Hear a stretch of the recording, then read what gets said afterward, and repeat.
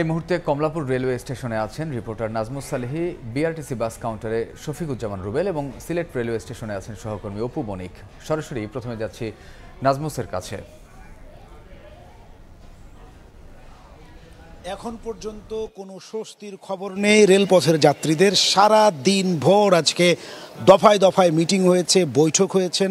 Rail উপদেষ্টা যেমন এসেছিলেন, রেল সচিব এখানে বিকেল 4টা পর্যন্ত ছিলেন। বিভিন্ন রাজনৈতিক দলের শ্রমিক যে সংগঠন রয়েছে তাদের নেতারা ছিলেন, রানিং স্টাফদের সঙ্গে আসলে দফায় দফায় বসেছেন, তারা এখানে মিটিং করেছেন, কিন্তু কোনো ধরনের আসলে ফলপ্রসূ আলাপ হয়নি, যে কারণে এই কর্মবিরতি এখনও চলমান। তার মানে বোঝা যাচ্ছে যে এইটি আসলে রেলের রানিং স্টাফরা বলছেন যতক্ষণ পর্যন্ত না এটা প্রজ্ঞাপন আকারে তাদের দাবি দেওয়া মেনে নেওয়া হয়েছে এমন ঘোষণা না আসবে, ততক্ষণ পর্যন্ত তারা কর্মবিরতি প্রত্যাহার করবেন না, তারা আন্দোলন চালিয়ে যাবেন।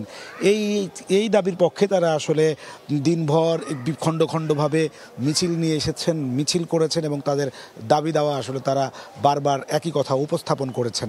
এখন পর্যন্ত যেটি আমরা জানি যে রেল উপদেষ্টা ফাউজুল কবির খান এবং অর্থ সচিবের সঙ্গে একটি রুদ্ধদ্বার বৈঠক হয়েছে। সেই বৈঠকও কিন্তু এখন পর্যন্ত সেই বৈঠকও কিন্তু সফল হয়নি। সর্বশেষ যেটি আমরা জানতে পারছি সেটা হচ্ছে যে অর্থ মন্ত্রণালয়ের ঊর্ধ্বতন কর্তৃপক্ষের সঙ্গে রেল ভবনে উপদেষ্টা ফাউজুল কবির খানের সঙ্গে একটি বৈঠক শুরু হয়েছে। আশা করা হচ্ছে সেই বৈঠক থেকে আসলে কোনো একটি সিদ্ধান্ত আসবে হয়তো।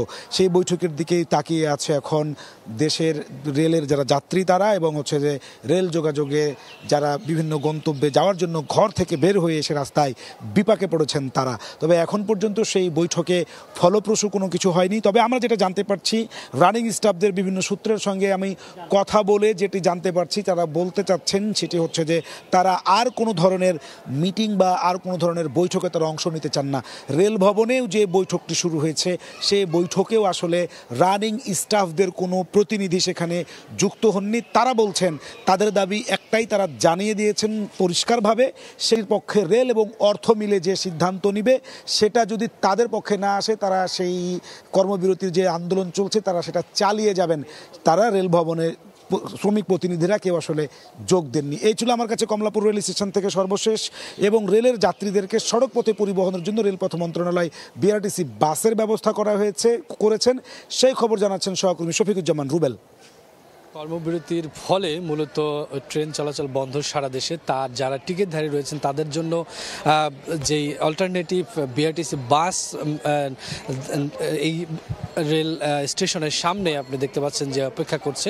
আমরা দেখেছি যে কয়েকটি বাস ইতিমধ্যে কিন্তু এই বিভিন্ন জায়গায় দেশের বিভিন্ন প্রান্তে কিন্তু যাত্রীদের নিয়ে চলে গেছে। কিন্তু এখানে একটি বিষয় আপনাদের জানিয়ে রাখি যে একটি ট্রেনে মূলত আপনারা জানেন যে অনেক যাত্রী থাকে, 300-400 যাত্রী থাকে, সেখানে কিন্তু বাসে মাত্র ধারণ ক্ষমতা থাকে 50 থেকে 52 জন।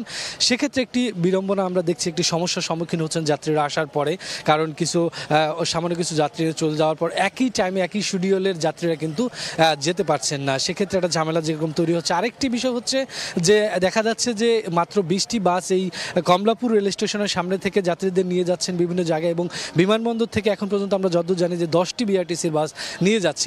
এতে একটি সমস্যা তৈরি হচ্ছে যে বিভাগীয় ভাবে কিন্তু তারা আসলে এখনো জানতে পারছেন না যারা যাত্রী যে কোন বাসটি কোন জায়গায় যাবে, বা আসার পরে তারা একটি সমস্যার সম্মুখীন হচ্ছে। তারা কর্তৃপক্ষের সাথে আলাপ করলে তখন বুঝতে পারছেন যে আসলে কখন গাড়ি ছাড়বে কি ছাড়বে না। তারা বলছেন, যারা যাত্রী রয়েছেন তারা বলছেন যদি সুনির্দিষ্ট করে বলা হতো যে বিভাগ ওয়াইজ কোন বিভাগের যাত্রীরা কোন জায়গায় দাঁড়াবেন, কোন বিভাগের যাত্রীরা কোন বাসটি নিয়ে যাবে, তাহলে তাদের জন্য সুবিধা হতো। এই সমস্যার সম্মুখীন তারা হচ্ছেন।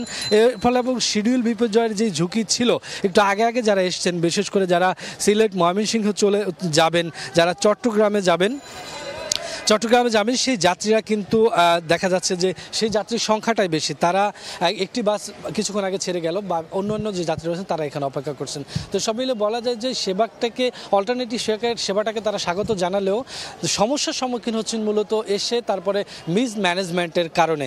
তো সব মিলিয়ে কমলাপুর রেল স্টেশন থেকে এই ছিল এই মুহূর্তে আমাদের আরেক সহকর্মী সিলেটে রয়েছেন, তিনি জানাবেন সেখানে কি পরিস্থিতি। দেখুন, আমরা এই মুহূর্তে রয়েছি সিলেট রেলওয়ে স্টেশনে এবং আপনারা জানেন যে দাবি আদায়ের লক্ষ্যে রেলওয়ে স্টেশনের কর্মচারীরা কিন্তু কর্মবিরতিতে রয়েছে এবং আপনারা দেখতে পাচ্ছেন পুরো স্টেশনই কিন্তু বর্তমানে খালি রয়েছে, যেহেতু সিলেট থেকে কোনো ট্রেন ছেড়ে যাচ্ছে না। তো সেই ক্ষেত্রে দুর্ভোগে পড়েছেন সকাল থেকেই কিন্তু এখানকার যারা যাত্রীরা রয়েছেন তারা অনেকেই কিন্তু এই বিষয়টি অবগত ছিলেন না।